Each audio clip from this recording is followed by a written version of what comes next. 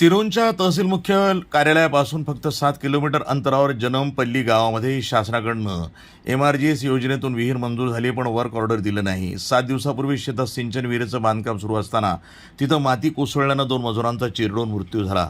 2 मजुरांची कुटुंब आर्थिक दृष्टिकोनातनं गरीब आहेत. या अपघातामुळे त्यांचे कुटुंब पूर्णपणे उद्ध्वस्त झालेत.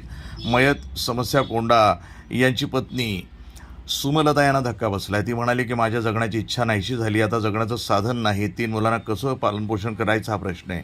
मयत समस्या कोडा हा गरीब कुटुंबातील असून तो जनमपल्ली येथे पत्नी सुमलता, मुलगा अभिषेक, मुलगा हर्षद आणि मुलगा आर्यन यांच्यासोबत राहत होता. त्यानं एक लहान घर बांधून मजुरीचं काम करून कुटुंबाचा उदरनिर्वाह करत होता. पण विहिरीच्या खोदकामाला जाणं हा समय्या आयुष्याचा दुर्दैव ठरलं. यामुळे त्याच्या कुटुंबावर दुःखाचा डोंगर कोसळला. 3 मुलांचा सांभाळ करण्याची जबाबदारी पत्नी सुमलता हिच्यावर आली, पण राहण्यासाठी कायमस्वरूपी घर नाही, कुटुंबाचा उदरनिर्वाह करण्यासाठी पुरेशी जमीन नाही. 3 मुलांचं संगोपन कसं होईल या विचारानं सुमलताला खूप वाईट वाटलं. अशा परिस्थितीमध्ये 3 मुलांसोबत धैर्यानं पुढे जगण्यासाठी आता कोणाची तरी मदत हवी. त्यामुळे शासनाकडे आर्थिक मदतीची मागणी ग्रामस्थांनी केली आहे.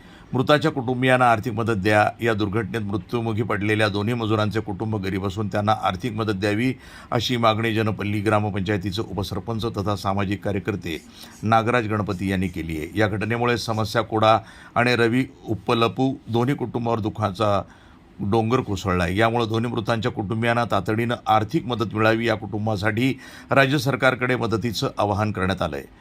तहसील प्रशासनानंही याबाबतचा प्रस्ताव राज्य शासनाकडे लवकर पाठवावा, अशी मागणी उपसरपंच गणपती यांनी केली आहे. जनमपल्ली येथील शेतकरी धनाला समक्का यांच्या शेतात शासकीय योजनेअंतर्गत सिंचन विहिरीचं बांधकाम गेल्या 15 दिवसापासून सुरू होतं.